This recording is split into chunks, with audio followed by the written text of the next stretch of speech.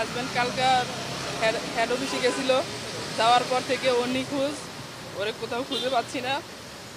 আমাদের আন্দোলনের একটা প্রোগ্রাম ছিল, আমাদের আন্দোলনের একটা প্রোগ্রাম ছিল, ডিজির অপসারণ। ডিজি অবৈধভাবে 2 বছর ছিল, তারপরে এক বছরের জন্য আবার উনি থাকে 1 বছর, আবার উনি দুর্নীতি করছে, 2 কোটি টাকা দুর্নীতি করে। 200 হ্যাঁ, 200 কোটি। 200 কোটি টাকা দুর্নীতি করে উনি আবার থাকতে চাইতেছে। ঠিক আছে, এখন হান্নান কেন এটার বিরোধিতা করছে, এজন্য ওরে ডিবি অফিসে বলছে নিয়ে আসছে। আমার কালকে রাত্রে 11টার দিকে হান্নানের নাম্বার থেকে ফোন আসছে, উনি বলছে যে এই আমারে ডিবি অফিসে নিয়ে আসছে, আর তুমি এসে আমারে কালকে 11টা 12টার দিকে এসে নিয়ে যাও। আমি আজকে এখানে আসছি, এইখানে ওরা বলতেছে যে না, ওরা কেউ আনে নেই। ঠিক আছে, এখন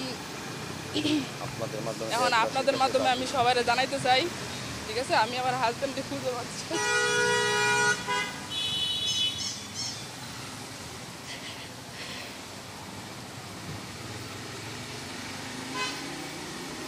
আমি এই মহাপরিচালকের পদত্যাগ দাবি করছি। আমার ছোট ছোট যেটা বাচ্চা আছে,